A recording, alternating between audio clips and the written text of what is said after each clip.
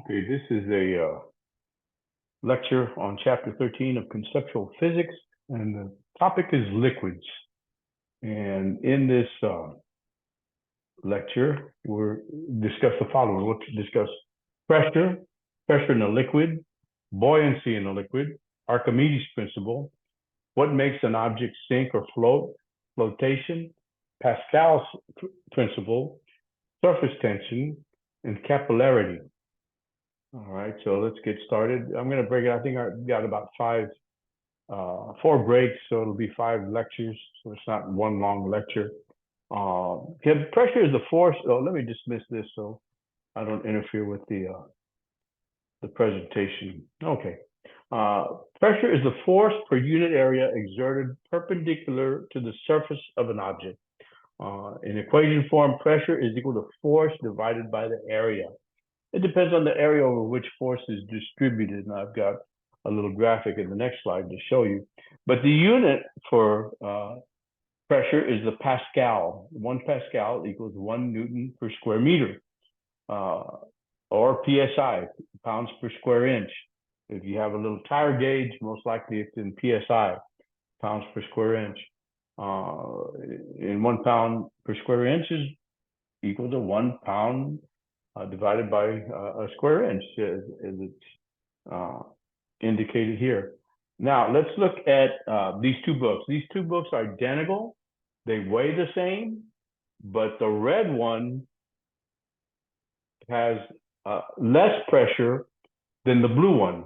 The blue one has a greater pressure. Why? Because the footprint is smaller. So although the weight of the book, both books is the same, the upright book exerts greater pressure against the table. So it's the weight time divided by the square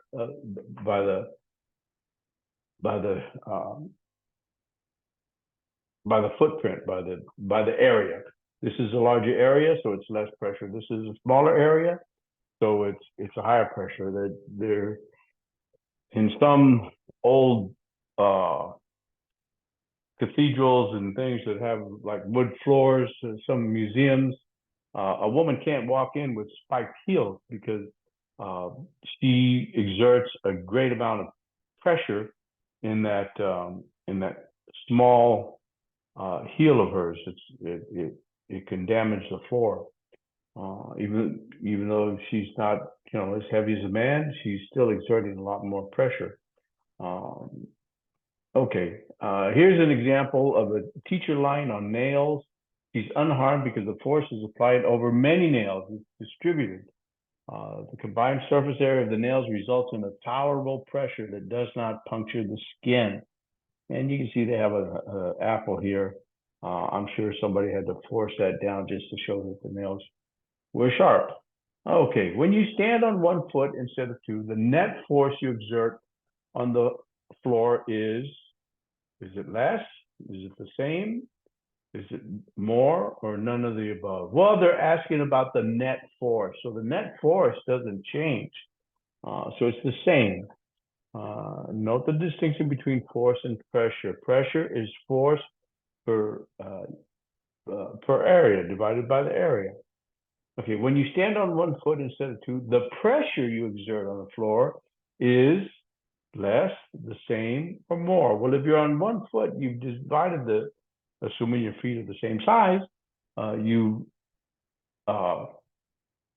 just cut the area by half, so it's going to be more. Oops.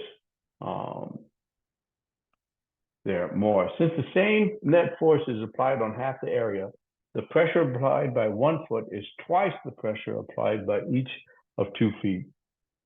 Okay. Now, the force per unit area that a liquid exerts on an object, I'm sorry, let me read that again. Pressure in a liquid is the force per unit area that a liquid exerts on an object. And it's depth dependent, not volume dependent. So they have an example here. You have a large shallow lake that's only 3 meters deep. You have a small but deep pond, but it's 6 meters. So the pressure is more because pressure is height dependent. So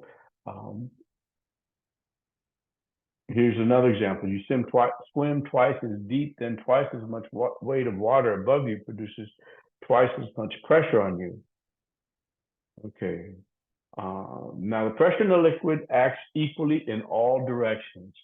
So your ears feel the same amount of pressure under water, no matter how you tip your head. The bottom of a boat is pushed upward by water pressure.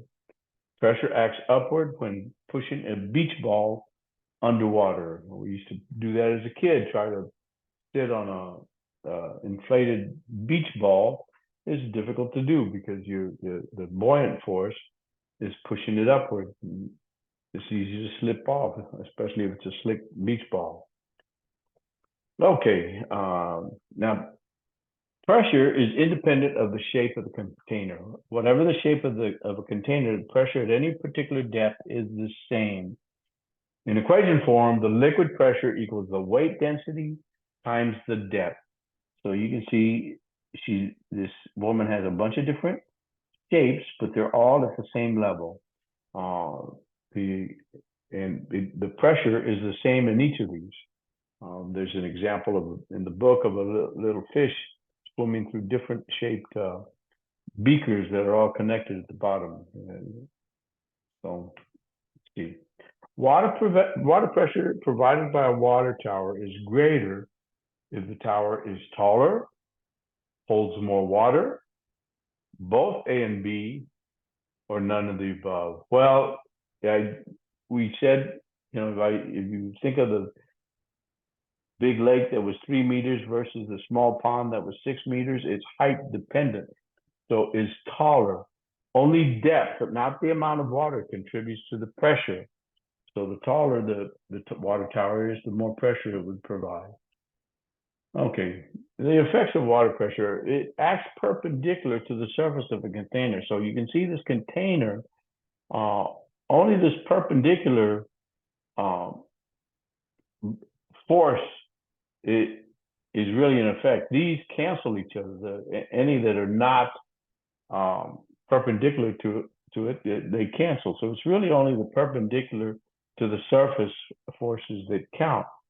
Now, liquid spurts out at right angles from the hole in the surface. The greater the depth, the greater the exiting speed. So you can see this, each of these exits perpendicularly from the surface of the container. But you can see that down here, the stream of water is a little bit stronger. Why? Because there's more pressure, because the pressure is weight dependent. So this one that near the top, not as much pressure, and it's got a weak stream. This one is a medium stream, and this one's the highest stream because there's more water pressure down here at the bottom. Okay, and that's the end of part 1, and we'll end the lecture here. We'll go on to the next one in a separate lecture.